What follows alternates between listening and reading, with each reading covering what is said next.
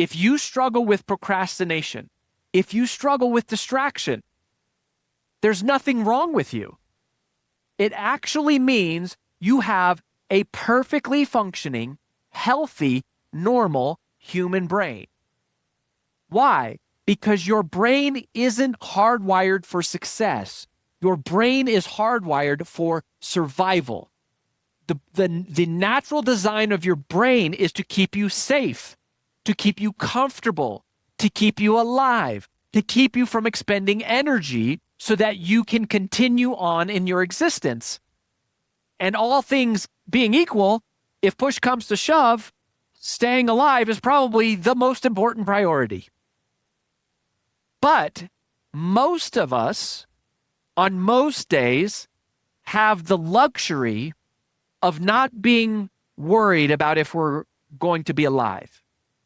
There are times in our life where sometimes that changes. There's situations that get dangerous, and at some point we know we're all going to pass away. But on most days, we have the luxury of having most of our basic needs met, many of us.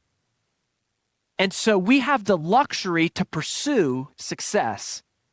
And that is a different path than what the native biological design is of your brain. And if you think about being successful, what does success require? It requires change. It requires hard work. It requires being uncomfortable. It requires learning things that are new. It requires doing things you've never done before. It requires risk-taking. So when you are procrastinating, it's not because you're not destined for success. It's not because you're the wrong person. And it's not because you're doomed somehow to a fate of mediocrity. It's simply because your unconscious brain is doing exactly what it's supposed to be doing. But if you want to become an ultra performer, if you want to become a 1%er, if you want to become a multiplier, if you want to change your life, if you want to change your family tree, you have to rewire your brain. You have to change the way that your brain thinks. And inside your brain are neural pathways. They're literal physical grooves inside of your brain where synapses fire and you teach yourself how to think. And what you need to know about the neuroscience here is it's hardest to get yourself to do something new the first time you do it. It's kind of like, imagine if you were going on a hike and there's a trail, right? And you follow along the trail because there's a trail. There's no danger. It's open. It's wide open. That's the same way that your brain works. Your brain is going to default to the path of least resistance. Your brain is going to do what it knows how to do. It's going to do what it has done before. But now imagine you're going on a trail and you decide you don't want to go where that trail leads. You've been down that trail before. Now you want to go on a new journey. You want to reach a new destination. And so you go off the trail. And you believe that there's something better waiting for you, but now you're off the trail and you feel lost. And now there's things blocking your journey, right? So you have to create a path where there isn't one. You have to knock down trees. There's nothing to follow. You might have to use a new compass. There's a set of things you have to do. And the very first time you go on that path, it's really hard. It's really uncomfortable. And if you're not careful, you'll allow yourself to believe that every time you go on that path, it's going to be that hard. But that's not actually true. It's only that hard the first time. Now, not to deceive you, the second time you go down that path, it's also hard. It's not as hard as it was the first time, but it's still much harder than this path. And so what happens is I go down it again. And then the third time, it's a little bit easier. And the fourth time, it's a little bit easier. And the fifth time, it's easier. And now, as I am consciously choosing this new path, I am consciously creating a new way to follow. I'm no longer the person that I once was. I'm no longer choosing the thoughts, the behaviors, the people, the activities that I once did. And that path starts to become overgrown because I'm no longer walking it every day. So now the weeds spring up and it covers. And at one point in the future, your life changes and you realize, oh, this path is not only better, it's become easier. I don't even want to go down the path that I was going down. It's actually harder now to go down the path of who I used to be. And so this becomes my new normal. Success becomes the new normal. That is literally, physically in your brain what neural pathways are. You have to create new neural connections through consciously choosing a different way of evaluating your decisions from what you've always done. The entire Take the Stairs book is nothing other than 7 distinct ways of thinking differently, of thinking in the way that ultra performers think, thinking like rich people think, thinking like top 1%ers think. And we noticed it's not that it's in their native DNA. It's that at some point they had mentorship, or in some cases they had an innate intuitive ability to figure it out. But there's nothing superhuman about their design other than a superhuman ability to consciously choose paths that most people wouldn't choose. And they do it enough to where it ultimately becomes easier than the alternative, and then it's just habit. And then it becomes habit. But you have to watch out for creative avoidance. If I'm not consciously choosing a good path, what I end up doing is I unconsciously choose the same path. Now, if you love this path, then keep it. But if you want a different one, you have to become a different person.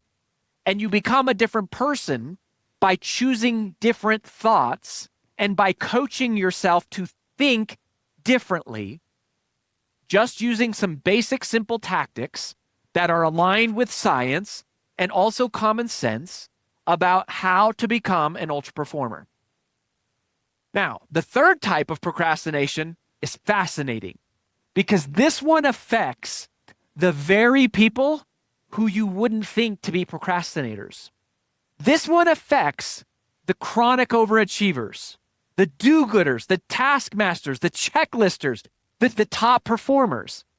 And we noticed this one later on in our research, that this new type of procrastination is what we call priority dilution.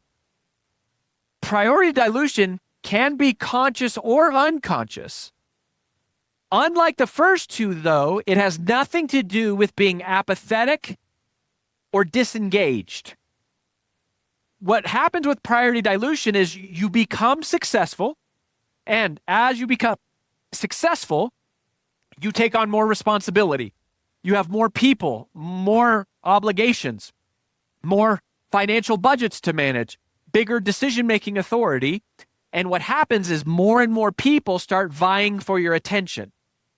And priority dilution has this really curious dynamic that you can be working hard during the day, and yet at the end of the day, your most significant priorities are left incomplete, not because you were lazy, but because you allowed your attention to shift to less important, but perhaps more urgent tasks. Someone struggling with creative avoidance is living a life that is characterized as a state of distraction. Someone struggling with priority dilution is living a life characterized as a state of interruption. They can appear similar, but it's an important distinction because some of you were great as a performer and you were crushing as a performer, and then you became a leader and you're a broker and you're a team, and now all of a sudden you got other people, and what got you here as a performer won't get you there as a leader. And so there's a whole new set of thinking, a whole new mindset, a whole new paradigm that must happen to get us to overcome these different types of procrastination. Now, so if you go procrastination and distraction is the problem. Procrastination and distraction is the enemy. I believe that it's the thing that is holding you back. And so the question becomes, okay, Rory, then what is the solution? What do we do about this? How do we fix this? Is there a cure? Is there a remedy? Is there hope? Is there some way to combat this? Is there some way to change? And I have good news for you. There is. There is a cure for this. There is a solution. There is a remedy. In fact, it's so simple, I can boil it all down for you to one little word. And I'm going to tell you what the word is, but I want to warn you up front that you might not like it. Because while it is simple, it's not at all easy. And even though it is the truth about success in anything, and it is the truth about what will change your life, it's not popular. And I know that if you incorporate and you implement and you get better at this thing, it can radically change the trajectory of your life, the way that the trajectory of my life has been changed by the very same principle. But it doesn't mean you're going to want to hear it. And it can all be boiled down to this one simple word: discipline. The word is actually discipline. Discipline. Discipline matters because if you don't have discipline, what do you have? Diluted focus. And if you have diluted focus, you get diluted results. Doesn't matter what goal you're pursuing. It doesn't matter what your age is. It doesn't matter how successful you've been or what level you're at. Whatever your goal is, if you aren't totally focused on it, if you have diluted focus, you will get diluted results. By the way, I understand how hard this is. How many of you at home have like amazing children that you absolutely love? Okay. How many of you just have children? Yeah, I'm just kidding. Although on some days, right, it can go back and forth, right? Look, I know that this is hard, right? Because I very much experienced this being an entrepreneur and being a dad at the same time. Like, people are always like, well, Rory, how come you're not more responsive on email? And I'm like, look, it's not that I don't want to be. It's just like, this is what I'm dealing with. Like, this is what's happening in my life. And I'm trying to deal with that and have my priorities and respond to you at the same time. It just, it is what it is. So I got to choose. But discipline is the game changer. Discipline is the thing that every single one of the world's most successful people have in common across every industry, every geography, every income range. Doesn't matter if you're an athlete, an entrepreneur, a salesperson, an executive, you run a nonprofit, or you run a church. The world's top performers, many of them who I've come to know personally, some of them I've gotten to coach personally, all of them have an irrefutable story of discipline. They are people who learned how to take the stairs in spite of the fact that we live in an escalator world. They are people who have figured out how to get themselves to choose a different path from what most people choose. They're not swayed or pressured or convicted by what other people are doing. They make their decisions based upon their dreams and their desires and their goals. And they decide that they will become whoever they have to become in order to achieve the things that they feel called and created to do. And what we do is we put the neuroscience behind it so that you can coach yourself to be that person. Now, I was very fortunate, by the way, to learn about discipline as a young age, because as I mentioned, earlier, my mom started me in martial arts by age 5. And, I don't mean to brag, but by age 10, I had become the youngest black belt in Colorado to ever get beaten up by a girl. And I used to fight with my mom over this because I was like, Mom, this sucks. I hate this. I don't want to do this anymore. And my mom would always say the same thing to me. She was like, oh, that's okay, Rory. because enjoying it isn't a requirement of doing it. Enjoying it. How many of you had a mom like that? How many of you are that mom? Enjoying it isn't a requirement of doing it. What a great lesson that we learned as kids, and then we become these sophisticated adults, and all too quickly we lose sight of this all-important truth that enjoying it isn't a requirement of doing it. And you know what happens when we lose sight of that truth? We try to take shortcuts. We try to cut corners. We try to not pay the price. We try to not do the thing that we know is the right thing, or the thing that we know we should do. Not what other people are saying to do, the thing we know we should do. And when we cut corners, when we take shortcuts, it doesn't get us anywhere faster. It causes us to lose. We're not building the character that is required to be a person who can sustain success for the long term. Here's what I want everybody to do. If you wouldn't mind, just stand up just for a second. We're going to do a little exercise. Don't worry, I'm not going to make you touch anybody or do anything weird. Okay? All I want you to do is everybody turn and face the person to your left. Everybody look at the person to your left.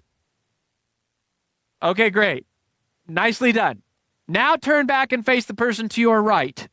The person on your right? Super. Now, here's the tricky part, and here's where the choice comes in. What I need you to do is I need you to think very hard, and then I want you to turn back and face the better looking of the two.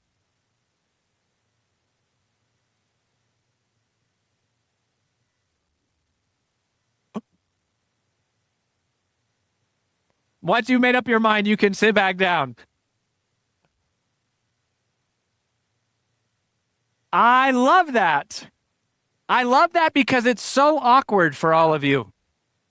Some of you are sitting next to like your friend, so you feel obligated. Half of you are looking at me. Thank you. I appreciate that very much. But the reason I do that exercise is because it demonstrates a very important part of what we're talking about. Left and right is a simple choice. It's simple. But depending on how I change the context of that choice makes it tricky or difficult. A lot of times knowing the right thing to do in your business is simple. You know what you should do. You know the right thing to do. You know what you agreed to do. You know what you told yourself you would do. But when the context changes and life gets hard and we need money or we get desperate or whatever, all of a sudden it can be hard to get ourselves to do the right thing and do the thing we want to do. And so that's what we got to figure out, is how to coach ourselves through those moments with discipline. So my whole goal for the rest of our time together today is I just want to encourage you, and I want to invite you, and I want to challenge you to simply start doing the things you don't want to do. Not out of some weird masochistic pleasure for pain, but because evidence suggests and research purports and common sense corroborates the idea that that is the shortest, most guaranteed path to greatness. That is the truth about success for all of us. And it doesn't matter if you're just starting out in this industry or if you've been in it for 20, 30 years. It never changes. The people who have the discipline to do what needs to be done are the ones who are going to be successful. And you get to make that choice every single day. A choice between taking the escalator and taking the stairs. Being the person who will be someone that is unusual, abnormal, extraordinary, unique, successful, different. That's what it takes. So at my blog, roryvadenblog.com, where I post a video every single week and a new article every week, I talk about the 4 levels of influence. And so these are all this is the only thing I really teach is influence. And the way that I define influence is the ability to move to move someone to action. That's how I define influence, the ability to move someone to action. So I've created something that I call the 4 levels of influence, because these are the 4 things that I teach, and the commonality is moving someone to action. What we're about to talk about here is level 1 influence. What is level 1 influence? Level 1 influence is moving yourself to action. Level 1 influence is inspiring, coaching, compelling, persuading yourself, incentivizing yourself to take action. Level 2 influence is sales. The first company my wife and I built together, we started from scratch. We grew that to an 8-figure business. We had 5,000 clients, 200 coaches. We sold that in 2018. What was that business? It was sales training. That was what we taught people to do. What is sales training? Sales training is level 2 influence. It's learning how to influence another person. That's what sales is. So we teach a lot of tactics around the psychology of selling, understanding how other people make decisions, and structuring your presentations and what you say, and most specifically, the questions that you ask, in a way that get another person to decide for themselves what the best course of action is. And many times, if you do it right, it will line up with your goal of selling them something. And sometimes it doesn't, and that's okay too. Level 3 influence is influencing a team. Another term for that would be leadership. I write a lot about this, and many of the articles we talk about, how do you influence a group of people to take action? Much of what we talked about earlier today was how to multiply time. How to multiply time is how leaders think about installing systems and processes in teams and creating infrastructure that multiplies the results for everybody, multiplies the opportunity. And there are laws of leadership that you also have to learn. This is the development journey that you have to go on to become truly influential. And then level 4 influence is what we most specialize today in our new company, Brand Builders Group, which is personal branding. That is not just influencing yourself or influencing another person or influencing a team. What personal branding is about is influencing a community. How do you create a movement? How do you inspire hundreds of thousands of people or millions of people to engage in the mission that you are on, or at least hundreds of people? That's what personal branding is all about. So the 4 levels of influence is what I've spent my life studying.